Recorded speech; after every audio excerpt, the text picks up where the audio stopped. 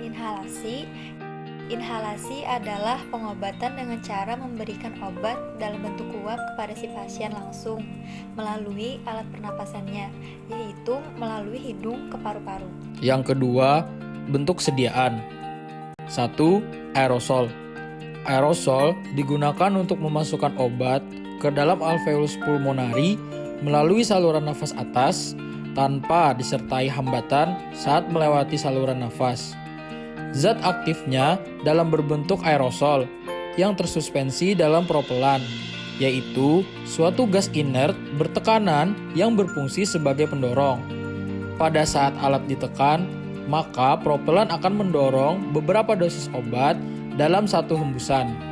Bersamaan dengan itu, pengguna harus menarik nafas dalam agar obat terbawa masuk ke dalam saluran pernapasan. 2. Dry powder inhaler.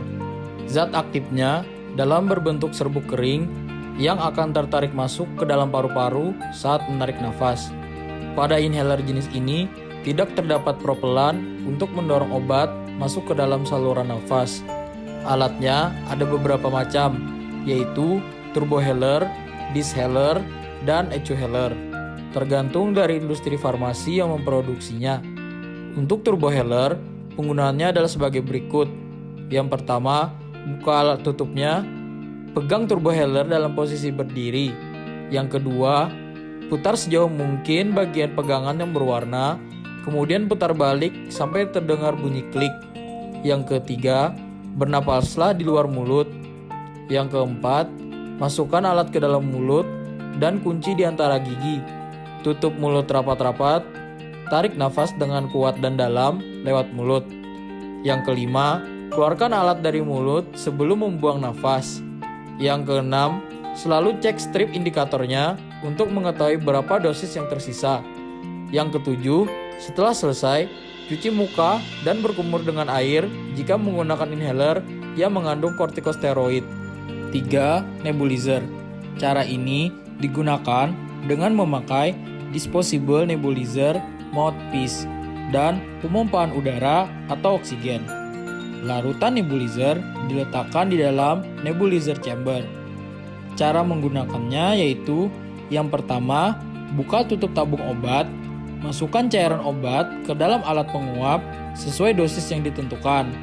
Gunakan mouthpiece atau masker sesuai kondisi pasien.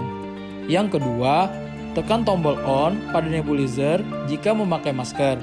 Maka, uap yang keluar dihirup perlahan-lahan dan dalam inhalasi ini dilakukan terus-menerus sampai obat habis. Yang ketiga, mekanisme kerja obat inhalasi. Obat tersebut secara langsung masuk ke saluran nafas dan bekerja pada paru-paru. Yang pertama, obat masuk melalui perantara udara pernapasan, masuk ke bronkus, kemudian ke bronkiolus, lalu ke alveolus. Yang kedua, di alveolus, obat akan berdifusi ke cairan alveolus. Yang ketiga, terjadi absorpsi melalui epitel paru dan mukosa saluran nafas. Yang keempat, lalu kemudian menembus membran, masuk ke pembuluh darah hingga sampai pada target. Yang kelima, obat akan menempel pada reseptor target tersebut dan kemudian menimbulkan efek.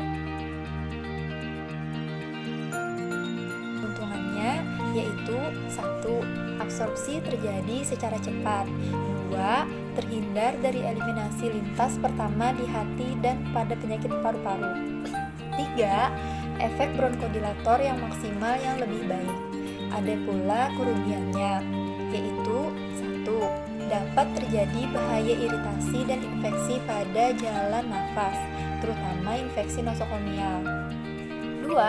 Cara pemberian ini diperlukan alat dan metode khusus yang agak sulit dikerjakan.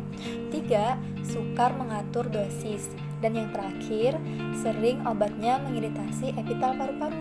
Yang kelima, cara penggunaan inhaler dengan baik dan lebih efektif adalah sebagai berikut.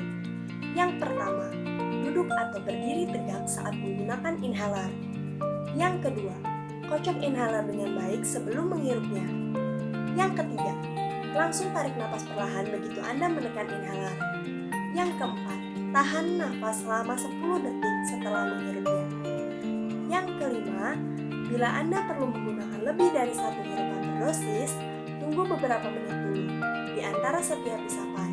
Jika Anda menggunakan obat bronkodilator kerja cepat, berikan jeda 3-5 menit. Untuk jenis lainnya, berikan jeda 1 menit. Yang keenam, tarik dan buang napas perlahan di antara setiap isapan. Yang keenam, ada cara untuk membersihkan inhaler. Yang pertama, lepaskan kaleng logam dari inhaler jika inhaler Anda adalah metedos. Yang kedua, pastikan tidak ada benda yang menyumbat pada area tersebut.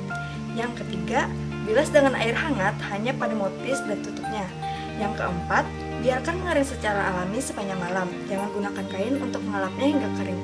Yang kelima, pagi hari, pasang kembali kaleng logam ke dalamnya, pasang tutupnya. Yang keenam, jangan bilas bagian lainnya.